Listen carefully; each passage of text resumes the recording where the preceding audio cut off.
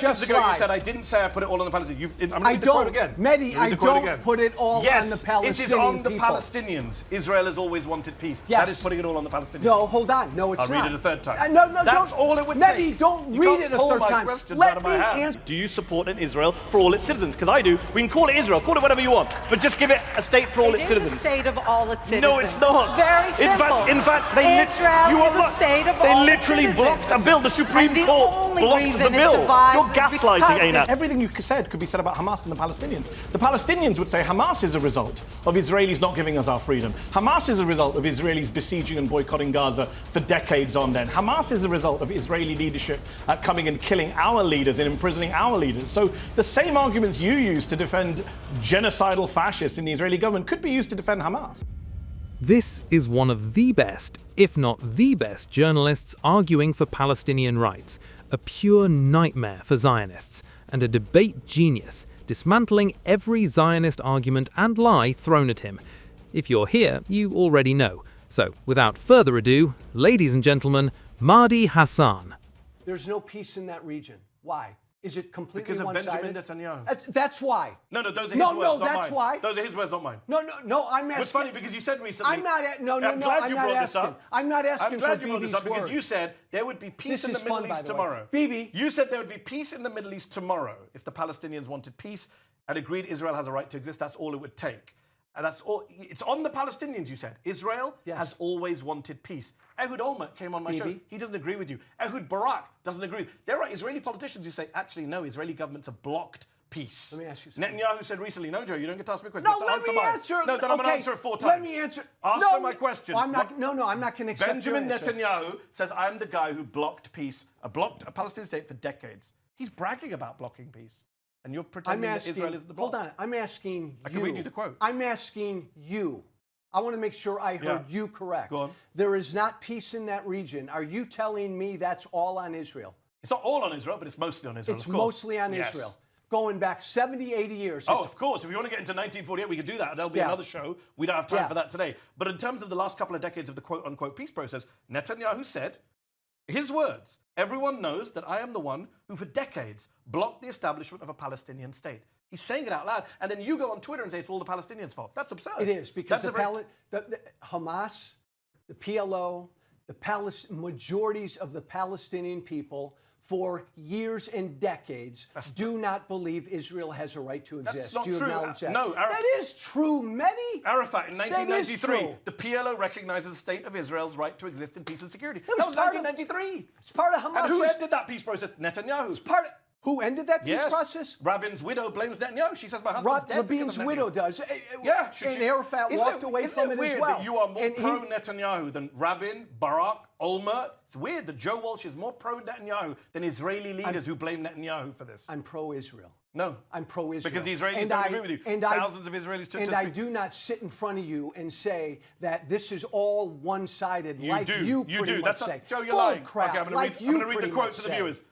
It is on the Palestinians. Yes. That's what you just said. I stand by that. So you just lied. No, hold on. Joe, I didn't 10 seconds just ago lie. you said I didn't say I put it all on the Palestinians. I'm going to read the quote again. Mehdi, I don't put it all on the Palestinian it is on the people. Palestinians. Israel has always wanted peace. That is putting it all on the Palestinians. No, hold on. No, it's not. I'll read it a third time. That's all it would take. take. Mehdi, don't read it a third time. Let me answer the freaking question. Why is Israel singled out? Yeah, I don't accept the premise of the question, obviously. It's interesting you should say that Israel's singled out. There's a little R going out. Well, if you're watching this on YouTube, go back on YouTube and see that the first Intelligence Squared debate I did was not about Israel. I came here a few months ago to talk about the Kingdom of Saudi Arabia and its human rights abuses. So before I even turned up for Israel, I came to condemn Saudi Arabia. And this, I get it. There are lots of UN resolutions condemning Israel. I get that. But if you look at actual practical sanctions, there are no sanctions on Israel from Western countries for human rights abuses. There are against Syria, there are against Russia, there are against Iran, there are against North Korea. So no, I don't think Israel's being singled out. I'd actually like to see sanctions put on Israel so it's treated like other human rights abuses. Consistency, single standard. Israelis have no agency, apparently, according to Alan Dershowitz. Everything is the fault of the Palestinians. So many falsehoods in there. There was no Palestinian state offered in 1967. That's when Israel began its illegal occupation of the West Bank and Gaza. And even if we buy this nonsense that Clinton and Barack How about offered... 1948? I didn't interrupt you when you were 1948? speaking. Can I say my point? You've said all your falsehoods. Now I'm going to debunk them. You said that Clinton and Barack offered a state. Not true. At Camp David, both sides turned down the deal. Shlomo Ben-Ami, who was the foreign minister, said, I wouldn't have taken that deal at Camp David, the Israeli foreign minister. Then Taba came along, and Taba fell apart because Barack went to the polls and lost the elections. Ehud Barak lost the elections. He was a lame duck prime minister. Sharon came in. So you can rewrite history all you want. No one believes that's the case. But even if you were telling the truth, which you're not, let's talk about today. Benjamin Netanyahu brags that he's blocked a two-state solution. The guy who you volunteered to be a lawyer for in front of the International Criminal Court, wanted war crime suspect, has openly bragged that I blocked a two-state solution. His words, I blocked a two-state solution. So you can rewrite history all you want. The present day is proof that you're talking nonsense. This Israeli government, this far-right government, has no interest in peace with the Palestinians, only interested in ethnic cleansing. And the best part of listening to you speak about agency, everything you said could be said about Hamas and the Palestinians. The Palestinians would say Hamas is a result of Israelis not giving us our freedom. Hamas is a result of Israelis besieging and boycotting Gaza for decades on end. Hamas is a result of Israeli leadership coming and killing our leaders and imprisoning our leaders. So the same arguments you use to defend genocidal fascists in the Israeli government could be used to defend Hamas. I don't know how I can respond. So much gaslighting from the very beginning.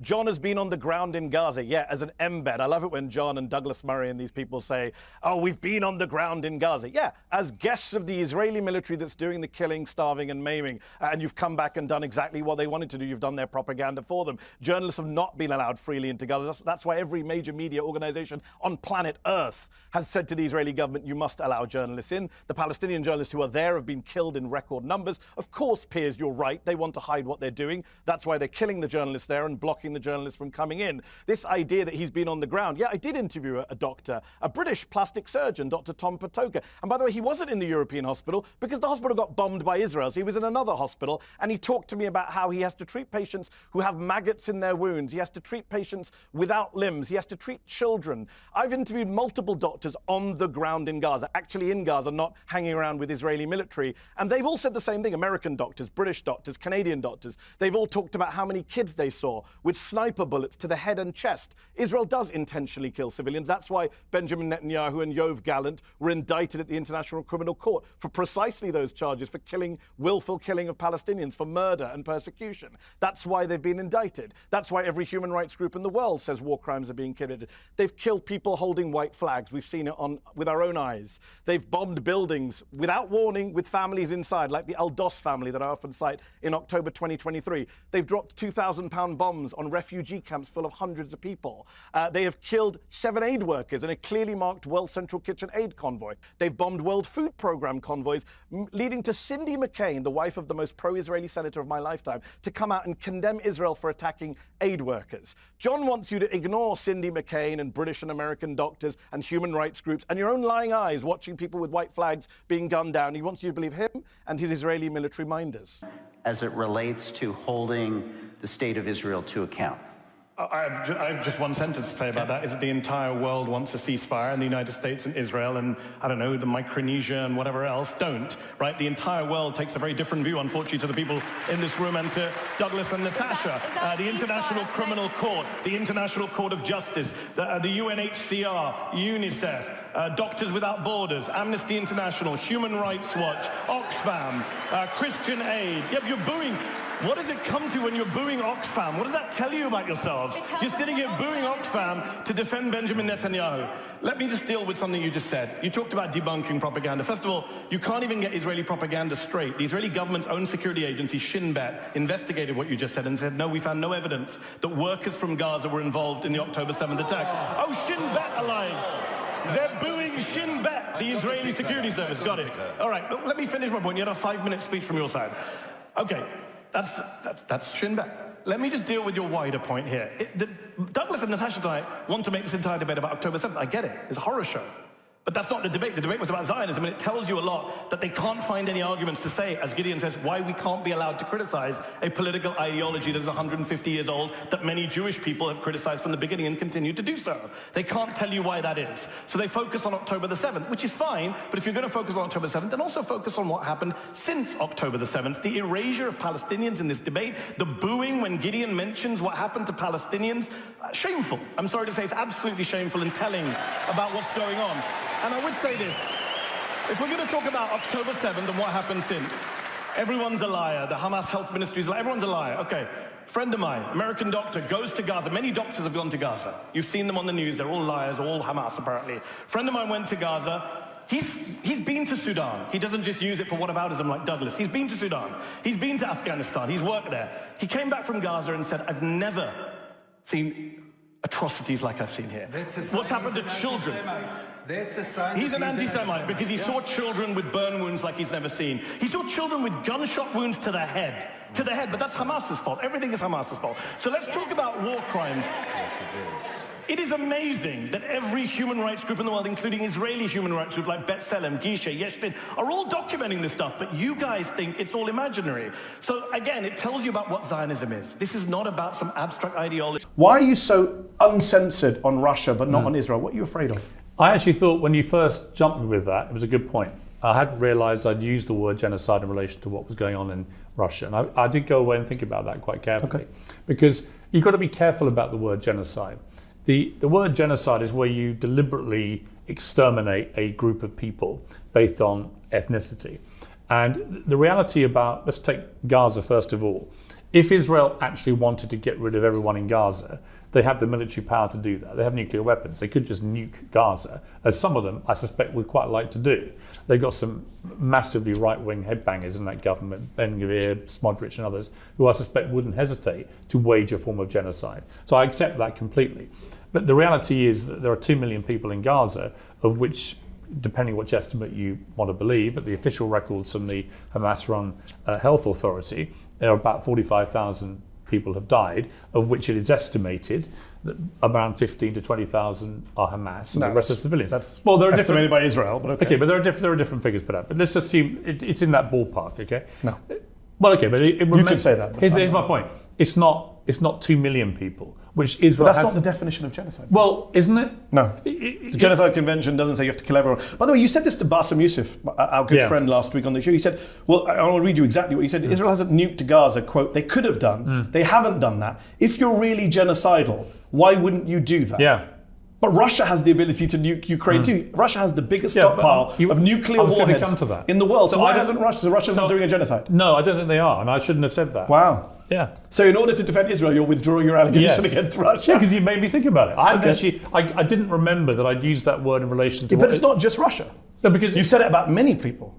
Well, okay, so you said Bashar al-Assad in 2012, 1 year into the civil war in Syria, when the death toll was much lower than Gaza. You said it was a genocide. You said the Rohingya in Burma. Well, that's interesting. Hold on. You said Rohingya in Burma. Answer. I'm finished my question, then you answer. Okay. You said the Rohingya in 2017, far less death toll in Burma, is a genocide. So I look at Piers Morgan and I say, here's this uncensored person, very bold, outspoken, opinionated man. He says Syria's a genocide. Burma's a genocide. Ukraine's a genocide. Israel? No, it's not a genocide. Yeah. And now today, actually, I'm going to withdraw the charge of genocide of Ukraine. That's how much I don't want to accuse Israel of genocide. No, it's not. No, it's not. It feels like you're afraid. No, the other examples I would give, I would say absolutely there was genocidal intent. Mr. Hasan, if you really care about the hostages, Let me ask you. I have a spare hostage pin here. If you want to show them UK, you're welcome to put it on your platform. All right, this is fantastic. Let's go. So, put it on. Show them you can. Let's be clear. You saw the very, very performative outrage there from Elon there. To be clear, don't you lecture me about hostages when your government has killed more hostages than it has rescued. That's on you. That's on you. And that is on Hamas. As for this, I will happily support this pin because I support the release of all the hostages and no, let me finish. And I support the release of thousands of Palestinian detainees being raped and tortured and children. Do you support that? Let's wear it together. Do you support the release? Do you support the release of Palestinians? I do not support Do you support the release of terrorists. of Palestinian children? Do you support the release of Palestinian children being Mr. Hassan, tortured? anyone who is... Let's get some space here. He can't answer the question. Mr. Hassan, he won't I get on the answered it. hostage pitch. I support the release of all innocent people. Mehdi? He doesn't. I'm always amused. Einat made a crack in her speech, and now again that we know what binational states are like in the Middle East. I'm always amused when Israelis say this, because last time I checked, 20% of the Israeli population is Palestinian. So it's already a binational state. We just want to give the Palestinian part of that state equal rights. Every year, Arab MPs, Palestinian citizens of Israel in the Knesset, almost every year, put a bill forward to turn Israel into, quote, a state for all its citizens. And every year, the president of the Knesset, last year he did it, will not allow it to even reach the floor for deliberation. So tonight I ask Einat Melanie, do you support an Israel for all its citizens? Because I do. We can call it Israel, call it whatever you want, but just give it a state for all its citizens. It is a state of all its citizens. No, it's not. It's very simple. In fact, Israel is a state of all its literally citizens. blocked a bill. The Supreme And the Court only blocked reason the it bill. survives You're is gaslighting, because the Einat. Jews The are the Supreme Court majority. blocked the bill to make it a state of all its citizens. You know that. You're a former member of the are Knesset. no- Are they starving people in Gaza? What would you answer me something? No, no, answer your question, Joe. No, Are they they're starving not people in starving Gaza? people So Cindy in Gaza. McCain, is she anti-Israel as well, the head of the World Food Programme? Widow of the most pro-Israel senator in our lifetime. She has said that people are starving to death in Gaza, they're blocking our aid trucks. Whose is she fault lying? is that? Is she lying, Cindy McCain? She's blaming Israel. Is she lying? People in Gaza may be starving. Is she lying is what I asked. No, let me... Damn it, Mehdi, would Answer you the ask question. a fuck? Then don't ask it 4 times. Yes, Answer there's... it the first time and I have to repeat. Do you know they did a poll of Americans a while back who thought that Palestinians were occupying Israel? When we talk about this stuff, we make it sound like Israel is the one being occupied, besieged. Israel's the one that's occupying the West Bank, Gaza, longest military occupation in the world, going back to 1967. Israel is the country that occupied southern Lebanon. I mean, everything, the world did not begin on October the 7th. 1978, Israel invades southern Lebanon. 1982, Israel invades southern Lebanon. Sabra and Shatila massacre. 2006, Second Lebanon War, murder 100 people. But you always make it sound like they're just doing this for the sake of it. They're not. What are they doing it for? Well, they've been provoked by Hezbollah. Hezbollah didn't exist in 1978, Piers. Okay, I'm talking about the specifics of going on now. The provocation since October the 7th. Hezbollah's first response to October the 7th was to unleash rockets on Israel. That's not true. On October the 8th. That's It not is. true. That's not true. That is what happened. Where did they fire the first rocket? They fired rockets on the 8th. Where? Well, you tell me. No, you just said they fired at Israel. Where? Well, they fired in the direction of Israel. Where did they hit? They fired them at the if you Sheba know the Farms. answer, tell me. I do. They fired at the Sheba Farms, which, as I said earlier, is an area of Syria. Well, the Lebanese claim it's Lebanon. Syria claims it's Lebanon. Israel says no and is occupying the Sheba Farms. They fired at Israeli military installations in the Sheba Farms. Now, have they got fired in Israel? So since? they were firing at Israel. They were firing Yes. at an area that Israel says is theirs. No, Israel doesn't say that. Israel says it's Syria's. Because remember, Piers, Israel is occupying Syria and the West Bank and Gaza and Lebanon, would argue, parts of Lebanon. This is the problem, right? The core of the problem is Israel's territorial expansionism. It's a mess. Attacks, not a mess. It's Israel occupying multiple Arab lands, which leads to quote-unquote resistance or quote-unquote terrorism, whichever word. I don't care what word you want to use right now. But that is the core, right? You had John Mearsheimer on the show this week, made the same point. Deal with the occupation, then you deal with the violence. And look, has Hezbollah fired into Israel at civilian attack? Yes, I don't agree with that. But the reality is 82% of the exchange of fire between Lebanon and Israel since October the 7th has been done by Israel. Okay. Douglas earlier was telling us all about the importance of journalism going on the ground. While Douglas was getting awards from the President of Israel, we were actually reporting, my news organization Zeteo, from those campuses with Jewish students. In fact, the most read piece on our site is from a student called Jonathan Ben Menachem, who is at Columbia and reported from inside the encampment where they were having a Seder, where he was protesting war crimes in Gaza, which I know the other side thinks there are no war crimes, everything we just imagined the last 8 months. What you have to tackle tonight, I'm glad we brought up college campuses, because again, if this ridiculous sweeping motion, Douglas says complexity, we are the side of complexity, we're not the ones saying anti-Zionism across the board is anti-Semitism, you have to deal with the fact that college protests are disproportionate. There are a disproportionate number of Jews in these protests. They're all brainwashed, they're all idiots, they're all self-haters. Some of the top academics at Columbia University who are Jewish have come out to defend the protests. Annalise Orlek is a 65-year-old former chair of Jewish studies at Dartmouth. She was beaten on camera by police while she was protesting against the war in Gaza. Apparently Douglas, an atheist, says that she's an anti-Semite. That's the debate, that's what we've got to tonight, where the former chair of Jewish studies at Dartmouth is an anti-Semite, while Douglas is the champion of the Jewish people. I find it bizarre, and I'm glad we've brought up college protests, because it's the number one evidence right now in our discourse that actually a lot of young Jewish people, and by the way, this whole argument, why didn't you protest Sudan? Why didn't you protest Syria? Last time I checked, the United States Congress does not fund Bashar al-Assad or the RSF militias in Sudan. So stop with this lazy whataboutism that gives you fund your friends in Tehran.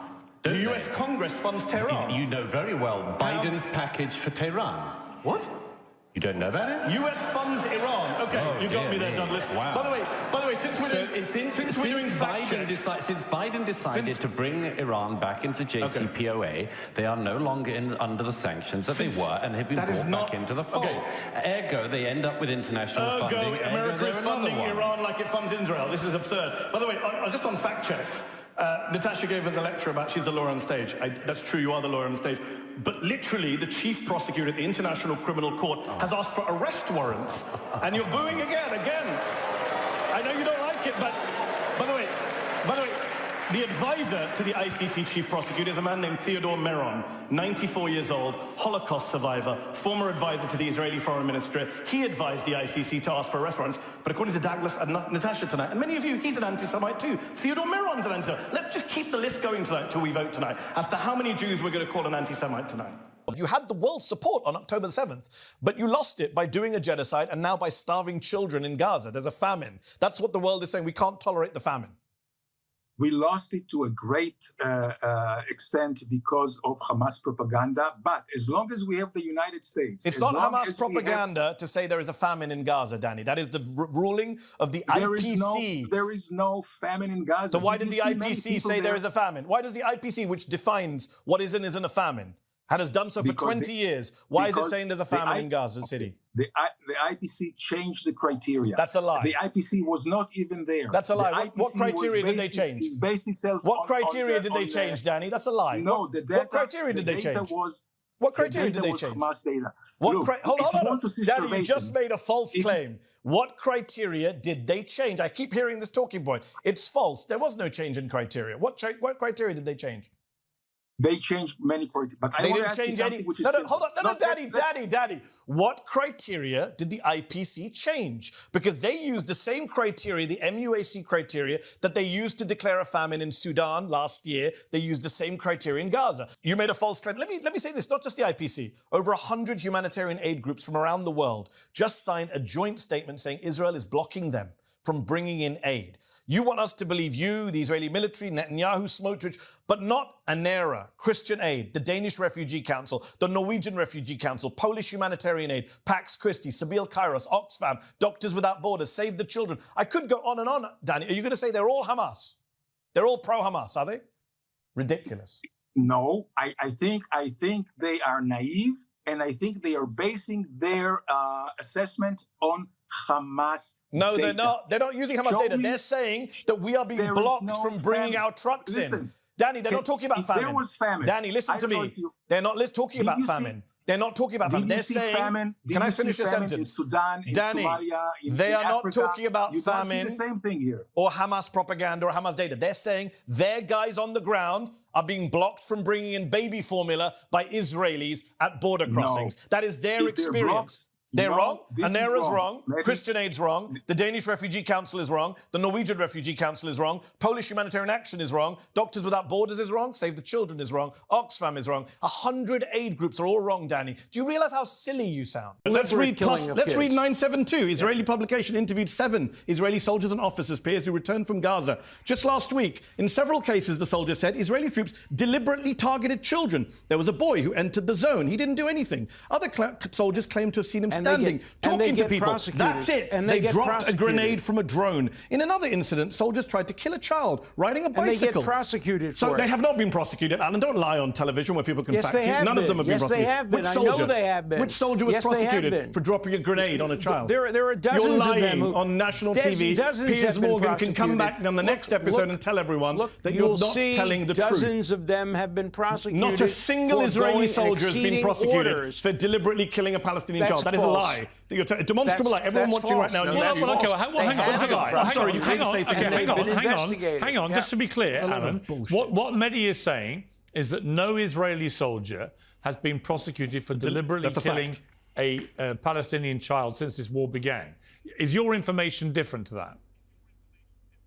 absolutely different. I know for a fact because I was involved in the negotiations with the International Criminal Court, and I arranged for Khan to come to Israel and see the evidence of what has been done, how people have been prosecuted, how the Israeli legal system has been responsive. So I have all the data and all the information. Name them. Come back on the show and name those soldiers. It's true that they've been Come back on this show, Alan, and name those soldiers. I challenge you. Now, I'll finish my point. You interrupted me. Hold on. You interrupted me. I never interrupted you. You've interrupted me twice now on this show. No, I didn't interrupt you. You did, actually. You interrupted to make false claims.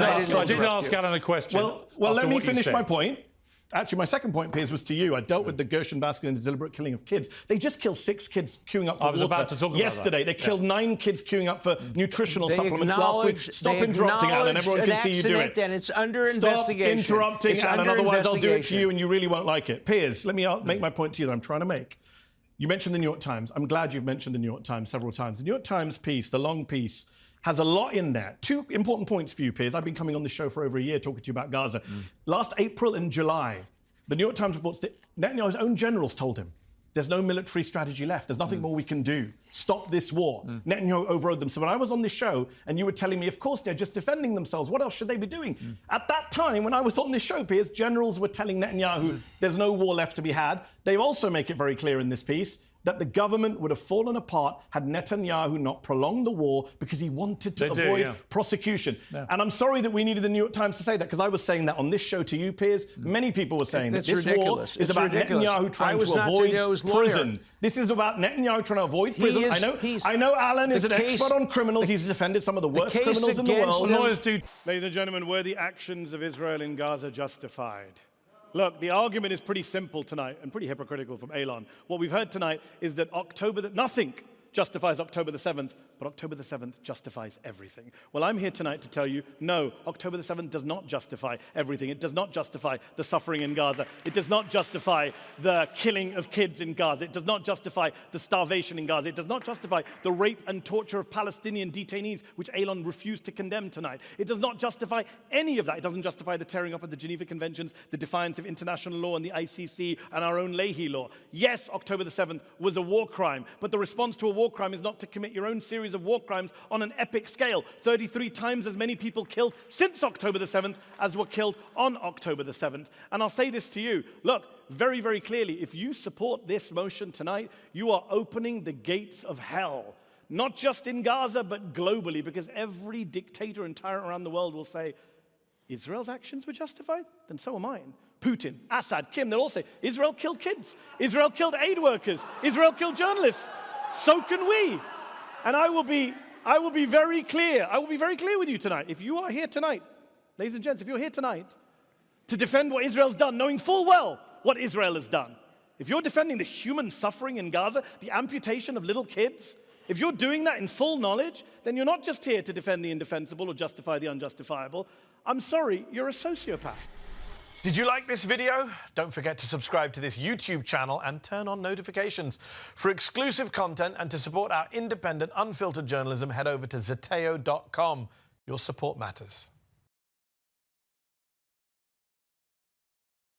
You both sides occupation and illegal... No, I don't. Yeah, you are. You just said, I don't. I try and be fair. You can't be fair to an occupier. By the way, when we talk about Russia and Ukraine, this is what frustrates me. And I know my friend Owen Jones sat here and said the same thing to you. When we talk about Russia, Ukraine, you don't do both sides. You blame Russia as the invader and occupier. You don't do that with Israel. That is the double standard on your part. As you know, they are completely different. Yeah, Israel's worse. It's been going on much longer. Well, people living under much worse conditions. And they've killed more kids. But there is no similarity in these two situations. Agreed. Israel's is worse. It's not. How many kids have been killed in Ukraine versus Gaza? Well, in 1 year. Ever. In 1 year? Ever. Take whatever point you want. More kids have been killed in Gaza than in Ukraine. Okay. Every human rights group agrees with that. What's happened in Ukraine? We can come to Ukraine. What happened in Ukraine is a Russian dictator invaded illegally. We agree on Ukraine. Yeah. But we don't agree on Israel because you're not consistent. I think Israel is much more complicated. That's complicated, as my friend Ta-Nehisi Coates pointed out the other way, is just a good way of avoiding avoiding attributing moral responsibility. It's complicated. No, it's not complicated, actually. Israel is the occupier under international law. I'm talking about the West Bank. 40,000 people driven from their homes by violent settlers. You've been watching the violent settlers, crazy people. I assume you don't agree with them. They make Marjorie Taylor Greene and Trump look moderate, the far-right Israeli settlers. They are as close as we've got to radical Islamist terrorists. And they are driving people out of their homes, 40,000 people. Do you condemn that? I've not seen you say a word about that on your social media and your shows. That's happening right now. I don't hear you criticizing Israel for it. I don't. You don't criticize Israel for driving 40,000 people from their homes? No, I don't. Look, Israel has to, they're not going to make the same mistake they made in Gaza. They're doing exactly what they did in Gaza, actually. They're displacing people from their homes. What do you mean they're doing what they did in Gaza? Well, 1 million people have been driven from their homes in Gaza. Because and of now why? we have 50,000 people. Why? Because Israel is breaking international law. Oh, not because the ruling governing entity of Gaza declared war on Israel on October 7th. Even if that were true... And that's not true? No, there was a war before October 7th. No. I know Joe Walsh's world began on October 7th, but there's been no occupation since 1967. Hamas didn't even exist in 1967. So the war didn't begin on October the 7th. But my question is, you're saying now today... Okay, let me ask you this. They initiated the latest stage of this war. 200 kids killed in the West Bank since October 7th. Are you okay with that? No, I'm not okay. Israel? Okay, do you condemn Israel for killing 200 children in the West Bank? I'd have to know, Mehdi. You'd have to know how the children were killed. Yes, I'd have to know how the children was killed. Who's responsible for the children killed? The Israelis are. Just like the Israelis are. Yeah, just like I want to know every Israeli, these are kids killed with every snipers. settler killed in the West Bank. Look, Mehdi, this is 200 kids killed. And you can't bring yourself to condemn that. I do condemn it. I want to know. You didn't just a moment ago. You literally did not. I don't know who killed those 200 Israel kids. did, according to every international observer, human rights, the UN. Show me. Show me what? Show me. Children. Show me every instant where the two, and I'll show you a terrorist attack where 6 Israelis. There is not true. There are many of these cases involve children. No, who I'll show you a terrorist There's a video attack from Channel where 4 News.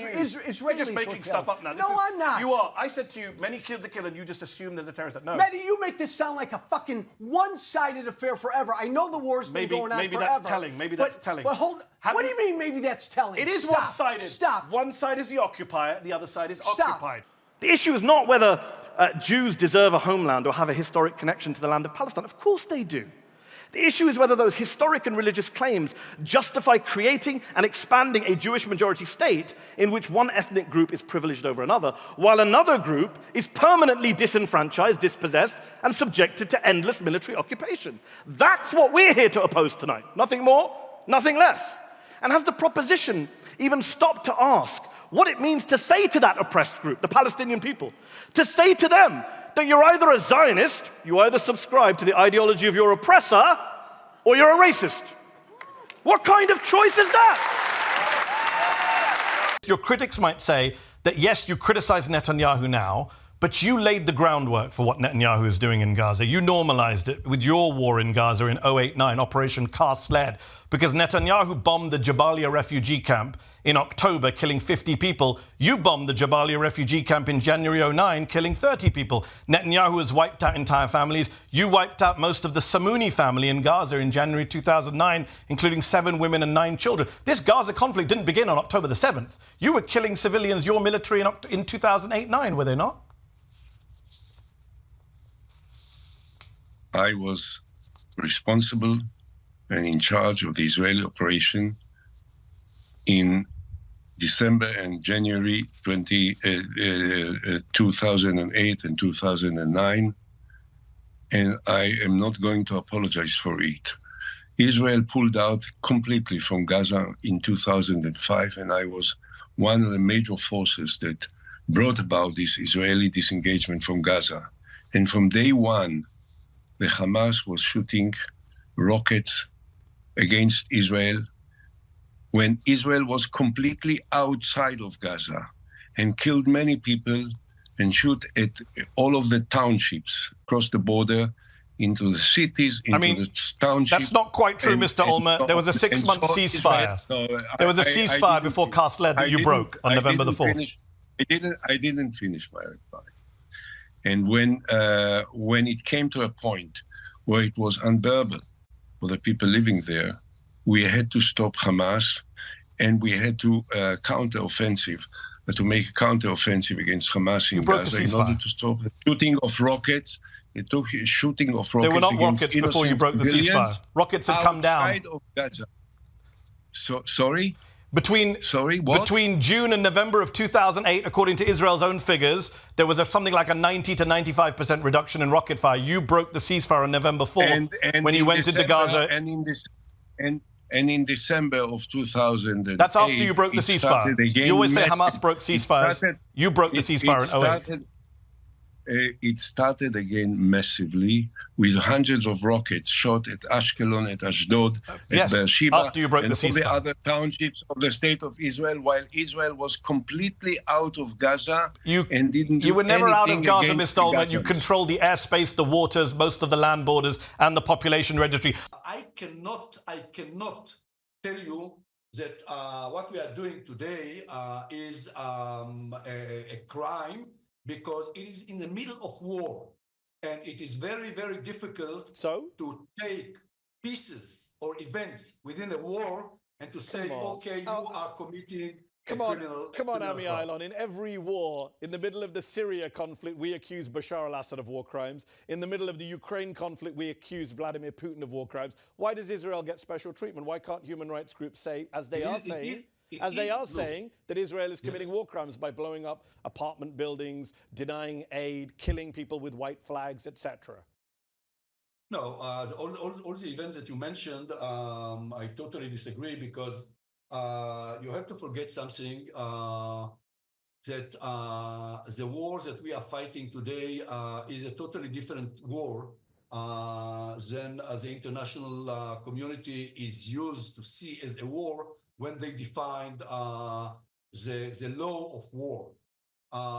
It is not a war between states. It is a war against organization, a criminal and a terrorist organization, who couldn't care less about his people, his own people. It's the first time. Hold on, you've made that point. You made that point, but you're not dealing with the fact that we do accuse governments of committing war crimes when Vladimir Putin bombs a hospital. Hold on, let me finish my question. When Vladimir Putin bombs a hospital, we say that's a war crime. When Israel blows up an apartment building, as they did in late October, killing 104 people, including 54 civilians and 54 children in an airstrike, that's just one example, we are able to say that's a war crime, are we not? Israel is doing everything more than any other state in human history. Okay. And I know exactly what happened in Iraq and in Afghanistan and in Kosovo. Those were war crimes as well. To do everything in order to hit only military target. But this is exactly the case. Ami Aylon, we have seen with our own eyes on camera people holding white flags. Come on, Ami Aylon, sorry. We have seen with our own eyes old ladies holding white flags, groups holding white, being gunned down. I've seen it with my own eyes, my own lying eyes. That is not Hamas. The propositions that I've sprayed around the word lie and liar, so let's return the compliment. Natasha lied when she talked about UNRWA and terrorism. The UN set up an independent inquiry, asked the Israelis for evidence. I know you don't want to hear this. They asked the Israelis, she's parroting propaganda from the Israeli government. The Israeli government was asked to give evidence. They refused to give their evidence. Every Western government, including your own, Canada's, has restarted funding because they looked at the evidence and didn't see it. That's great. I get it. But as Douglas might have once said, facts don't care about your feelings. To come back to the other point of lie, Douglas says the war would end if Hamas gave back the hostages. Complete lie. The Israelis have said, even if the hostages come back, we carry on the war. In fact, I interviewed Avraham Munter's nephew. Avraham Munter is a 79-year-old Israeli hostage right now. Poor guy, tragic. 79-year-old in captivity, should be freed, of course, had to have his birthday in captivity. His nephew says that every time he goes on the streets, Ben Gvir's police beat him. They beat him and arrest him. They're arresting hostage family members. And they're coming on TV and saying, why are we being used as props by people who support the war? He doesn't support the war. He wants a deal. Israeli family members are going on the streets and being tear-gassed and water cannon, whatever, beaten by the police because they want a deal and they want an end to the war that Douglas and Natasha so proudly support. They keep telling us about the horrors of October the 7th. I agree. This side shares the revulsion against the horrors of October the 7th, but we also share revulsion against the horrors that came since October the 7th. We don't support those horrors. I'm opposed to the war crimes that happened on October the 7th and the war crimes that have happened since October the 7th. Douglas, no, I've got to finish this point. the week after October the 7th, came out in The Spectator and advocated for the ethnic cleansing of Gaza, which is a crime against humanity under the Rome Statute. He said now is Not true. You said now is a good time to do it. Is killing 274 Palestinians, including many children, an acceptable price to pay for the freeing of 4 Israelis? Like I said, I don't. This you want a clear answer, and Yeah. you want to make this black and Is it white. an acceptable price to pay? It's an unacceptable price, but I think it's a price that has to be paid. Wow. Okay, so how many Palestinians would it be acceptable to kill in order to get back a single hostage? What's the upper limit? Would 400? When we start talking about human lives, every single one life is too many. And let me just, I mean, let's But you've be just said human that here. 274 is a price that has to be paid. Because I'm saying if it was 1,000, would you pay that? Because in my estimation, if we look at questions like this in a vacuum, of course we're going to come up with different answers than in the context of the entire challenge of the Middle East. Because if we are increasingly seen, the United States of America in particular, as unwilling to sometimes do what's necessary to demonstrate some strength and prevent. I mean, Congressman, you just said a moment ago we have a history of killing thousands of innocent people. We do. And my father died in a war that was. I do need to ask a question for the value of Palestinian life. Yes. So, if you're saying that to get free people from the clutches of horrible captivity, hostages, people possibly being abused in captivity, to free them, you have to pay a price, right? It's a horrible price. Does that ratio work the other way? How many Israelis can Palestinians kill in order to free Palestinian detainees who are currently being tortured in Israeli captivity, some of them being raped to death, according to the New York Times last week? Can they kill 200 Israelis? Hold on, let me finish the question. Can they kill 200 Israelis to free 4 Palestinians who are being tortured in an Israeli prison? I think it's a question that I'm sure Palestinians are asking the same way I'm as asking Israelis. you But no, you answered it. You answered it for Israel. I would like you to answer it in reverse. Let me just clarify something you just said. You said Palestinian prisoners are being raped to death by Israeli soldiers? Yes, this is a report in the New York Times last week. Okay. I don't believe that to be true. Nonetheless, the A 41-year-old detainee said the interrogators made me sit on something like a hot metal stick and it felt like fire. He said another detainee died after they put the electric stick up his anus. No, it's repulsive. This is an Israeli dungeon that CNN and New York Times have both reported on. UN investigators. So to free people from that prison, can you kill lots of innocent people according to the logic of the raid in Gaza? What I'm trying to say is, if you represent the Palestinian people, you represent the Israeli people, we look at this quite differently. I don't want to. I know you do, which is why I'm asking the question, Congressman. I understand that you see it differently. A lot of people watching at home say, why? Why aren't all lives equal? They should be. But they're not. Do you regret your party in Congress, forget the Biden White House, giving essentially a blank check to a far-right Israeli government that's engaged in what Amnesty International, Human Rights Watch, multiple UN experts have called a genocide? And you don't want to call it a genocide, that's fine, but engaged in what they've engaged in. Yeah, I don't apologize or regret supporting Israel in its defense of its people.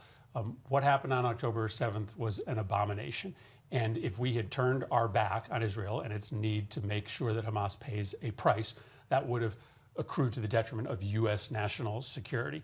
Were many of us almost immediately critical of the way in which those weapons were being used? Did Joe Biden apply conditions to make sure that humanitarian relief was delivered? Yes. And did some of us eventually come to the decision that we could no longer support those weapons sales? Of course.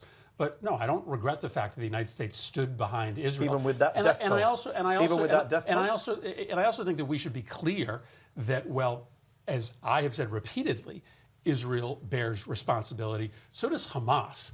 Hamas could have ended that war. But we don't support Hamas. With respect. You didn't vote for weapons to Hamas. But Hamas could have decided to stand down and prioritize the safety of their people instead of perpetuating that war. You and I don't send our money to Hamas. That war for months. We're not responsible for anything Hamas does. You and I are responsible for what Israel does. That's correct. But let's talk about accurately. 60,000 dead is on our hands, right? who is responsible for this 60,000 dead. There's responsibility in Tel Aviv and Jerusalem, and there's responsibility amongst Hamas leadership. But we're responsible for only one part of that. You would agree? We fund one part of that. We don't fund Hamas. I would agree that we are allied with Israel to protect Israel's we're responsible security. for those deaths. The idea that you say, let's all vote tonight, that anti-Zionism is anti-Semitism, and then I say I'm an anti-Zionist, and you say, but you're not an anti-Semite. That makes no sense. Capitalism is something you say you're a capitalist. I mean, this is pedantry to try and pretend that you can go after the ideology, but not the people who identify with that ideology. It's absurd to say that. By the way, Einat mentioned that it's a rhetorical trick to do that.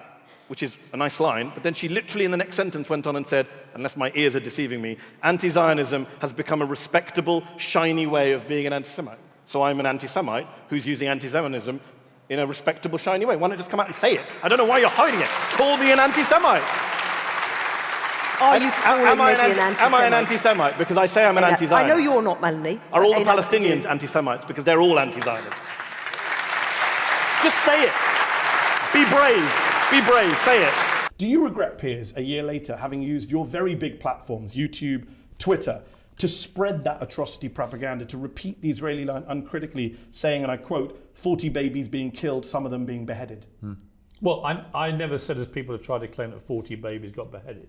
Right? We do know that some babies were killed. One. We do know a baby was kidnapped. Well, I mean, what I find fascinating about this, when people start going on their Hamas defense. That's not a Hamas defense. We're journalists. We believe in facts, right? I know you do. I'm asking you about 40 babies being killed, some of them being beheaded. Do you regret saying that as a journalist? You correct things when you're wrong. As you know, well, I've already said this on my show. So had you done your research in the capable way you say you do, you would know that I've already said, yeah, it turned out that 40 babies were not killed. That's weird because I've just checked this morning and all your tweets are still up saying that 40 babies were killed. So if you've corrected it... I've said it on my show. But your tweet, you have how many million followers do you have? I know you love talking about your A followers. lot more than you. Yeah, how many? I think it's 8.8 million. So 8.8 million, we could still see multiple But they examples. can watch my show. Which show? My Piers Morgan Uncensored. But multiple shows. So you say you got it wrong and you apologise for getting it wrong. Have you apologised? Let me be clear. I'm just trying to get to the facts. facts. Let me be clear. Okay. Let me answer. Okay. Right? There was a report that said 40 babies had been beheaded. Yeah. People believed it in the moment. It turned out not to be true. I never actually said 40 babies had been beheaded, contrary to the avalanche of people who on a daily... You passed it off as fact, Piers. Come on. I didn't. October 10th, talking to Joan Collins. This new revelation of 40 babies being killed, some of them being beheaded. How can any human being do that to a baby? Right. There's nothing in there that expresses any doubt. Right, I didn't say 40 babies got beheaded. You said 40 babies killed, some of them being beheaded. That's false. Right. None of them were beheaded. Right, okay. And you said it as fact. Okay, but why are you defending Hamas? That's your response. On Monday, Israel struck the Nasser hospital not once, but twice, killing at least 20 people, including 5 journalists, multiple first responders who had rushed to the scene, Danny, after the first strike to pull people out of the rubble, and then they were hit. And 3 of those journalists were killed in a second strike. A double tap, the kind of thing that Al-Qaeda and ISIS in Iraq used to do, what Assad has done in Syria, what Putin has done in Ukraine. Those are war crimes. Are they not? Attacking a hospital without warning, killing journalists, killing first responders in multiple strikes, and then saying it was a mistake. No, it was deliberate, cold-blooded. Well, Mehdi, here I think we do agree on the facts on the ground. Why do we agree? Because it is investigated specifically. And this was something that, we do not do. So we are not acting Hold on, like hold on. You Putin did it, or Danny. Assad or Hold on. anyone You can't say we do not do. You did it. Israel did it. No, I'll tell you what's the difference. The difference is that Putin, Hamas, Assad, they never apologized for any death. Here, Netanyahu himself, the IDF, they said it was a mistake and we apologize. And when we apologize, it means we are going to investigate and correct the things. Okay, hold on. But why do it in the first place? It wasn't an accident. You did a double tap strike on a hospital. An apology is not enough when you do a war crime like that. No, well, from what I understand is that there was a position. See, that's part of the problem. When Hamas is embedded, when Hamas is using their own population, their civil population as human shields, when they put whether it's surveillance or guns on top of mosques and hospitals. There were no guns on top of the Nasser hospital, as you know. That's a lie. Danny Island, there were no guns on top of the Nasser hospital. Mehdi, that's a lie. Can we just clarify? That is a lie. There were no guns on top of the Nasser hospital. Listen, you know that according to the Geneva Convention, if a hospital or any other civilian place is used for terror, it's a legitimate target. So you did attack it deliberately? Hold on, is it an accident or did you attack it deliberately? You're telling me 2 different things at the same time. It was, okay. It was attacked deliberately because the soldiers on the ground saw that there was a surveillance camera there that is directing snipers at them. If you liked the video, please don't forget to subscribe to our channel to support fair journalism. Thank you and see you in the next video.